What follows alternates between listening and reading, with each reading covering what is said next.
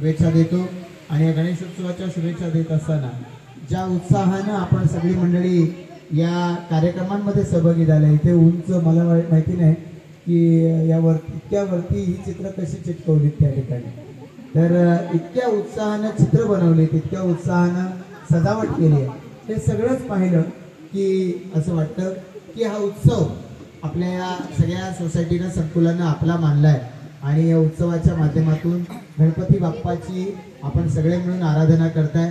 गणपती बाप्पाची वेगवेगळी रूपं त्याचं वर्णन आपण सगळे करत राहतो।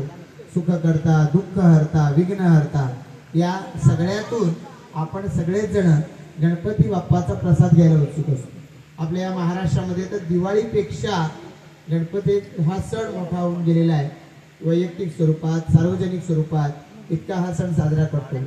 लोकमान्य टिळकांनी जेव्हा सार्वजनिक गणेशोत्सवाची संकल्पना मांडली तेव्हा पुढच्या काळामध्ये त्याची उपयुक्तता इतकी असेल याचं खरं तर त्यांना सुद्धा त्यावेळेला कदाचित कल्पना आली नसेल, पण आज इतक्या मोठ्या प्रमाणात आपण सगळेजण, कोण कुठल्या राज्यातून आला, कोण कुठल्या जिल्ह्यातून आला, आपल्या एकमेकांच्या स्वभावाचा एकमेकांशी पटत नाही, पण गणपती सण म्हटला की प्रत्येकाच्या आनंदाला जे उधाण येतं हे खरोखरच अप्रूप आहे। मी याबद्दल आपल्या सगळ्यांचं पुन्हा एकदा मनपूर्वक अभिनंदन करतो आणि या निमित्तानं आपल्यामध्ये येता आलं, आपल्याला शुभेच्छा देता आल्या, आपल्याला मनपूर्वक धन्यवाद देतो आणि इतक्या रात्री इतक्या आत्मीयतेनं आपण सगळ्यांनी स्वागत केलं याबद्दल आपल्या सगळ्यांनाच पुन्हा एकदा मनापासून धन्यवाद देताना मी असेल किंवा भारतीय जनता पार्टीचे आमचे सर्व सहकारी आपल्या सर्व समस्या अडचणी दूर करण्यासाठी सातत्यानं आपल्या सोबत राहू याची ग्वाही या निमित्ताने देतो।